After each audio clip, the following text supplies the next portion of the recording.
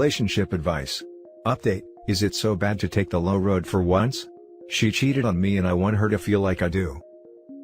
You see, all the people in your life do messed up stuff, like cheat on the person they supposedly love, and you always think that'll never happen to you. Until it does, and feels like you've never known that type of pain before. I can't stand it and it's eating me. How badly it hurts. I gave my heart to her and wasted 6 years of my life on her, thinking we'll always be together. We were even talking about getting engaged. She was so serious about us getting married and starting a family.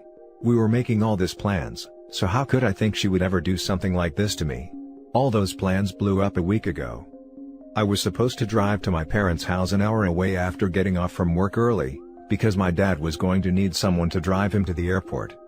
Soon as I was out of work, I got a text from my mom saying she was able to get her coworker to cover her shift, so she could take my dad after all. Called my girlfriend to let her know I was coming home instead, but she never answered. When I got home, I realized why.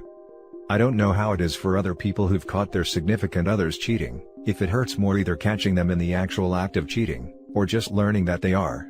I'm guessing first one, because it nearly killed me seeing her with some other guy in the bed we've slept together in, for the past 4 years. Of course I heard the BS they always say, "I'm so sorry, please, can we talk? It didn't mean anything, I love you." What does it matter if it freaking meant something? Why, is that always the freaking line they use?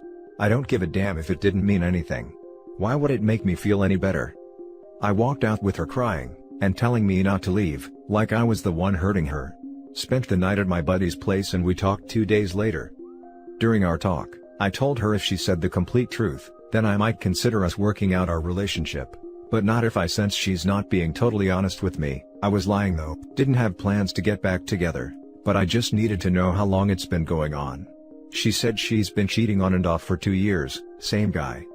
I'm even more heartbroken. For 2 years she lied to me and violated my trust, and slept with someone else when I spent years being faithful to her. She wanted to marry me and have kids with me, when she knew all along how badly she was hurting me. That was all I could hear. I told her to get the hell out of my house. She cried when she went to pack some stuff. Since then, I got calls and texts telling me she loves me and can't live without me, and she wants to make the relationship work and she'll do anything. Stuff like letting me have total access to her phone, do couples counseling, and will even call the guy in front of me to officially end it. It feels too late for apologies, but I still can't get rid of the pain. The image of her in our bed with another guy is all I can think about. I have been sleeping on the couch, because I can't think of being on that bed again. Yesterday, I called an old friend I hadn't talked to in a while. And she's more than an old friend. We used to sleep together regularly, but never anything romantic cause she's in an open relationship with her boyfriend. But we stopped talking when I got with my girlfriend, after she learned we were FWBs and didn't feel comfortable with us spending time together. The hypocrisy. I understood where my girl was coming from, and so did my friend, so we agreed to keep our distance and not talk. My friend said she was a witch for cheating on me after I told her everything, and asked if I was feeling up to it, maybe we could have intercourse to get back at my ex. Cause here's the thing, my girlfriend was always really self-conscious about my friend after she learned we used to have sleep together, and used to say my friend is way prettier than she is. That always made her worry, that maybe I found my friend more attractive than her. Anytime she said that, I'd tell her that's not true, but whatever. She just started to feel very insecure until I stopped communication with my friend. My friend knows all this, and that's why she says this will be a good way to get back at her by hooking up with the one girl she always felt insecure about, and I agree it would be good petty revenge. But I told her no at the time. She said if I change my mind, she'll be up to it. Now I'm sitting here thinking about it, and I hate to say it but I really want to. All this pain she's causing me, it's hard to describe it. But I just want her to feel some of it too. I want her to feel crushed like I was feeling, like I was somehow inadequate in the relationship that it drove her to cheat, and I know it's her fault, but it still messes with my self-esteem. I feel so much rage inside me, and I want to let it out. I did so much for our relationship, I thought we could work, and she messed it up. I want her to feel the pain I feel so bad. And look, I know it's not a healthy response and I'm probably a piece of crap for even thinking it. But is it really such a bad thing to take the low road for once in my life? It's probably the beer talking because I've had a few, but I so badly want to ruin her like she's ruined me. Now for the top advice before reading the update. Given the situation you described, I think that if you want to sleep with your friend, you should. I only say that because it sounds like you already have no intention of getting back with your GF, and your friend is in an open relationship. However, here is the flaw in your plan. Anyone capable of cheating on you for years, never felt the love for you that you did for her. The pain you cause her by sleeping with your friend, will be hardly a scratch. It's like her hitting you with a blizzard and you throwing a snowball at her. She is just not capable of feeling the pain you felt. Sure, she might wail and cry, but those are just the sounds all cheaters make when they feel sorry for themselves. They are not hurt by your actions. They are hurt that they wanted to have their cake and eat it too, and you took away their cake. Sleeping with a friend is kind of a silly way to get back at her though. What are they going to do? Invite her to watch? Better to take her out for some very ostentatiously romantic dates, with friends' boyfriend's approval as to why and how it's not really a romance thing, and then post pics online for the ex to run across. Then she's also not a revenge lay, and he doesn't feel like a pity lay. It hurts to be cheated on. Full stop. You'll get over it. In the meantime, take care of yourself and treat yourself well. Trying to get back at her, worrying about her not feeling as hurt as you do, is just wasting even more time on a person who no longer deserves your time, attention, or energy. Go sleep with your friend if it makes you feel better, but do it to make yourself feel better. Don't waste any more effort on that dead relationship. Agreed. Do it if it will help you, not just because it will hurt her. If you do it only for that reason, hurting her, it might make you feel worse, speaking from experience here. In counseling, they often tell you after being cheated on to not make any decisions for several weeks, because you're traumatized and shocked, and might not make good decisions, or ones you won't regret later. I'm so sorry this happened. Be good to yourself. Take your time. Hugs. Hi. As a girl having read your post, I can tell you to do one better that will sting a lot more: be successful. I know if my ex hooked up with an old flame right after we broke up, I'd be like, ha, he's so desperate that he hooked up with the first girl that would give him the time of day.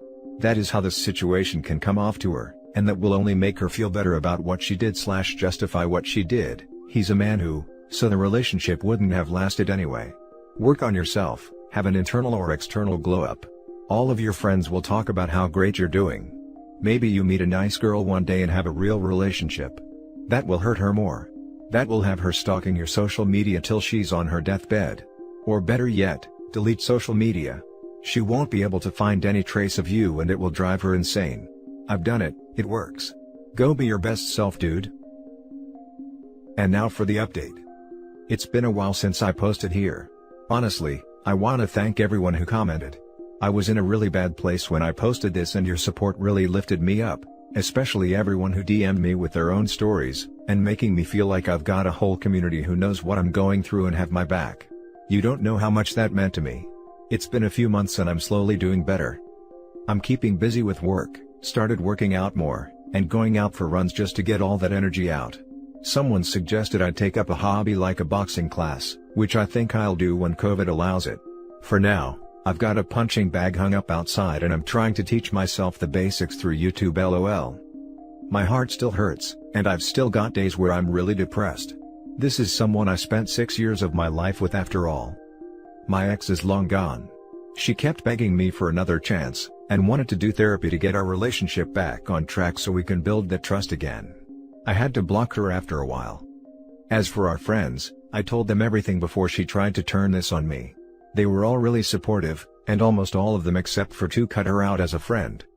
That really meant a lot to me to at least know I wasn't going to lose more than just her, except for my two other friends of course. A few of them even offered to come to my house and help me pack up her stuff, so I wouldn't have to do it myself. We threw out my old bed and I was finally able to sleep in my room again after staying on the couch for weeks, because I couldn't stand to sleep where she cheated on me. I did have to rearrange everything in my room to be more comfortable. I don't know why, but it helped knowing nothing is where it was before. My two best friends were there with me when she came to pick up all her stuff. It was in a way satisfying to watch her load everything in her car all by herself, while we just watched her and had some beers. We definitely got messed up that night just to help me forget about her, and celebrate my ex officially being out of my life. As for my ex FWB, the one who offered to have sex with me and make sure my ex found out about it, I didn't end up doing that. Like some of you said, wasn't worth spending my time and energy like that. After a few weeks, I did take my friend up on her offer, Minus the telling my ex part, and we've started our old arrangement again. Just another way to relieve some stress, and it's a bit of an ego boost if I'm being honest. Not ready to get back out there again. So this is good for now. That's all I have right now.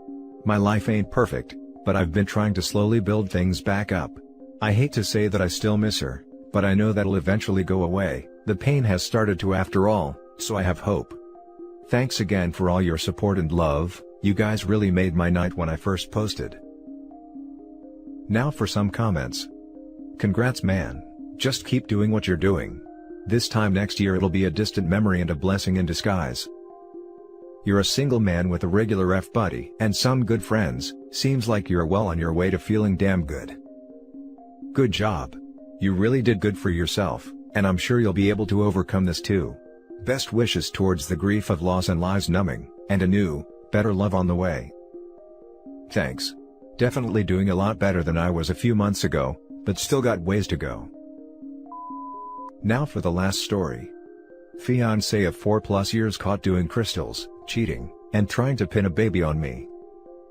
New to Reddit, but thought it would help to write down what happened to me.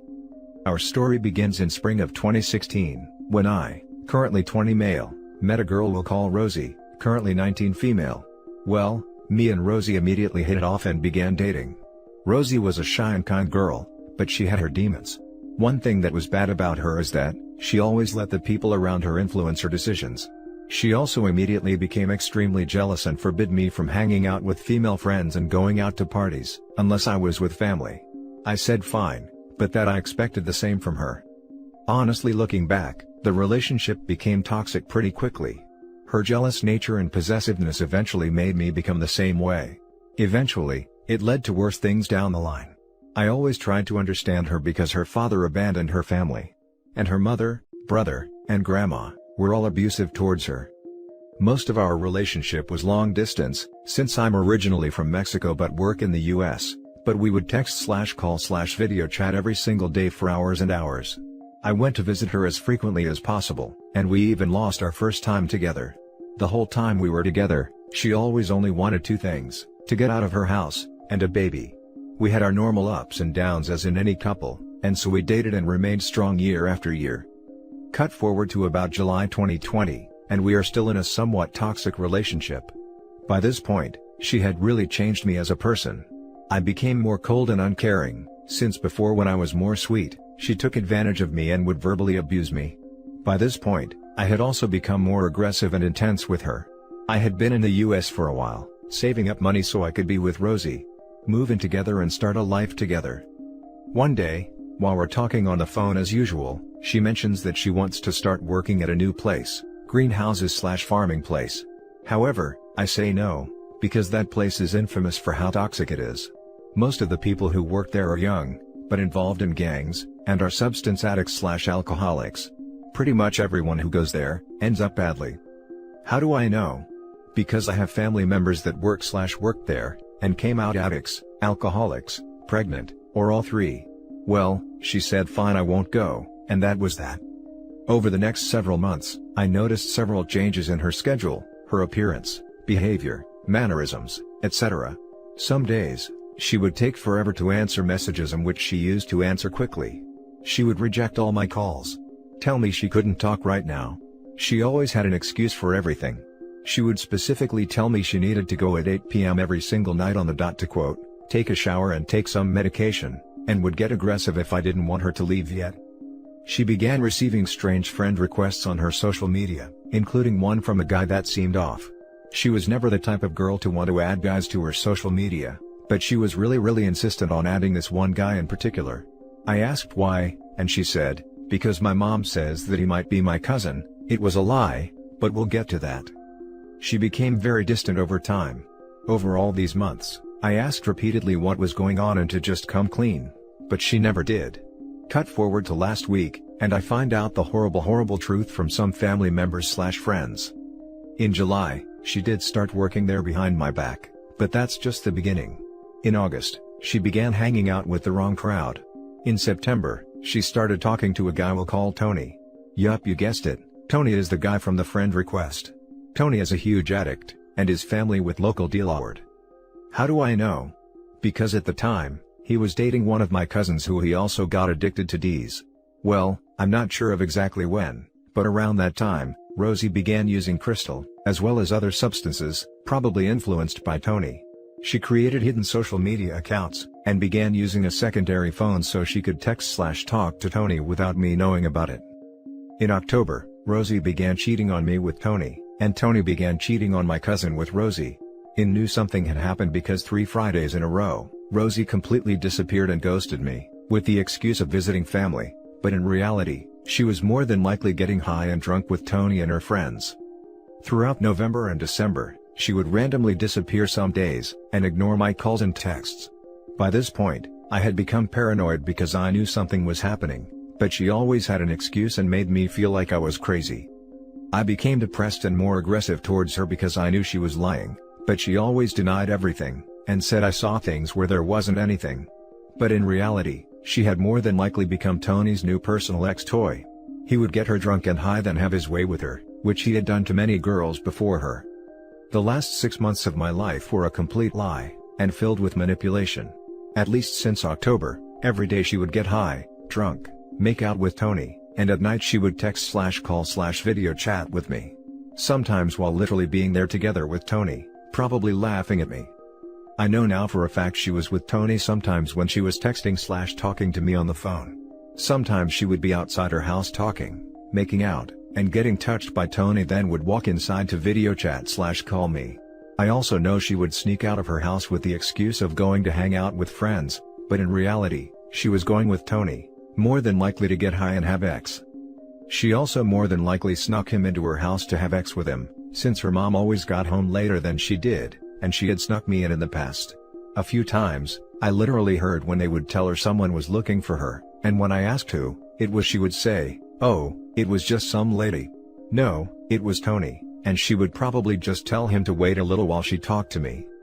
The entire time I would constantly ask what was wrong, because I could see something was wrong. She was getting skinnier and skinnier, and her mannerisms and body language changed. She began dressing more and more revealing. Before then, she had always dressed modestly. She would complain about being tired and sore, probably from being intimate with Tony. Sometimes when we video chatted, her pupils would be dilated. A lot of days, she just seemed out of it, and would say it was because she was sleepy. She would complain about headaches and stomach pains, which were probably caused by her substance use. The list goes on. I told her on several occasions, if she wanted to be with another guy, to just tell me honestly. I asked her point blank if she was having sex with another guy. I asked her point blank if she was using D's. I asked her if she had hidden social media accounts. She never confessed anything.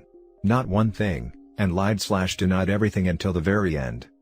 To this day, I'm not even 100% sure when exactly she started cheating. Hell, she might have gone to work there just to meet up with him. At this point, who knows honestly? If she hid this from me all this time, what else could she have been hiding? Even when I literally had pictures/screenshots proving everything, she still lied through her teeth and made up stories. She would tell me I was the one and only, that I was her world, that she wanted a family and to spend her entire life with me. She would send me revealing pictures, saying they were for me when in reality they were for Tony. We would video chat, and she would show me her body and brag about how thin she was getting, and give me little shows, all the while giving it all to Tony. In October, I let her know that this year I wanted to move in together and get married, and even then she didn't tell me anything. Then we get to worst part. How do I know she was trying to pin his baby on me? Well, she had always wanted a baby, and even went as far as lying about being on the pill, just so I would have sex with her with no protection, but I never let it happen. So more than likely, she did the same thing to Tony, and well, since Tony is known to not be a good person, if he didn't want anything to do with the baby, she would need a backup. Me. In early December, she randomly one day started talking dirty to me, telling me how the first night I arrived, she really wanted to have sex with me, but it had to be with no protection so it would be special. Sounds suspicious? She was always actually inexperienced, but suddenly she was talking about how she liked it hard, and how she wanted to ride me, and to not worry, she was going to welcome me in the best way. On December 28th, we were all good, talking about how soon we would be together and start a life together. Then on December 29th, she randomly texts me saying we need to talk, and basically tries every excuse under the sun to break up with me, but ends up saying she just wants a break, and that soon. she would be back and we could talk. On December 30th, I found out everything and cut off anything to do with her. Then 2 days later on January 1st, she left and moved in with Tony. Why would Tony actually get together with someone when he had done the same thing to many girls before Rosie? Last time we had contact she mentioned she quit using M, and was going to have blood work and tests done. So what happened? Well, on December 29th, she more than likely took a pregnancy test which came out positive, and probably told Tony, if he wanted to be with her, then she would break up with me, and if he didn't, well, she would break up with him and let me get there without ever knowing anything. Now they are living together and probably going to marry soon. Or who knows, maybe she was just trying to decide which of the two of us she liked more than the other. Maybe Tony told her it was him or me, and to choose one. But either way, 4+ years together, and she replaced me in like 4 months. So now here I am broken and left in pieces. I can't sleep at night, because of the horrible mental images of them together. I miss the Rosie I once knew, not the monster that is there now. M and bad influences changed her. The worst part is, I even feel a little guilty for everything that happened. In late September I had a chance to go to Mexico with one of my brothers, but I didn't go because I thought I needed more money. Plus, I thought, she waited on me this long, 3 more months is nothing. Perhaps if I had gotten there at that point, I could have prevented the cheating, and maybe gotten there in time to prevent her from actually getting addicted. I know I left her alone down there for a long time, but it's not like I wasn't there every day texting, calling, video chatting with her. There is no excuse for her terrible behavior or terrible life choices. I know at the end of the day, she's still a monster and she made all those choices herself, and she could have chosen to walk a straight path, confessed everything, or at least break up with me before starting to really cheat, but still I find myself wishing I could go back and go to Mexico then. She waited faithfully for years, but she couldn't wait a few more months? There are no excuses for what she put me through. I have thought about self-ending on several occasions, but I know it's only a matter of time before she collapses. She always had health issues, so I can only imagine what the substances are doing to her body. That's not even mentioning the people she got involved with. I'm on antidepressants and sleeping medication, and I start therapy on Monday. Now for the top advice. You told what would happen if she went there. Remind when Tony cheats on her, leaves her, and then comes knocking on your door with baby in hand. That's the funny thing. I literally told her exactly what would happen if she went there, and she said no, that she isn't that type of girl. But look at what happened. And she ain't getting crap from me ever. You have no idea how much better off you are. I know you are feeling bad, but think about this, that baby is screwed. She going to be a crack baby, and her mom is the definition of a crack who. It sucks what this do to people, but you warned her and she chose this path in her life. Forget about her, it was most likely going to end up a dumpster fire eventually. Daddy problems and an abusive upbringing is not your role to fix. The issue with mental disorders brought on by trauma is that, while they are not at fault for the trauma, however, it certainly is their fault if they don't get help. She doesn't want your help, and is a lost cause. Go forward with your life and leave her behind. And don't worry about Tony, he's already a loser. One of these days, he will be found in a ditch. That's just how these things go. Trust me, I know. I grew up in a rough place, and once you get into that life, especially down in Mexico, there is only one way out. Death. Either by OD, complications, health issues, gang violence, police mistreatment, etc. She chose her path, no one forced her to do anything. She made her choices. If you have any close friends/family, reach out to them. There's nothing more you could have done. You warned her about that job, and she did it anyway, behind your back. From then on, the version of her you miss now, was gone. Yes. I thankfully have a very supportive family that has helped me cope in this situation. As for her, I couldn't care less what happened to her. She endangered her life, as well as mine, by getting involved with that type of people. And that's it for this video guys. If you have thoughts to share, leave a comment below. Don't forget to hit like and subscribe if you like this content. I'll catch you in the next one. Good day everyone.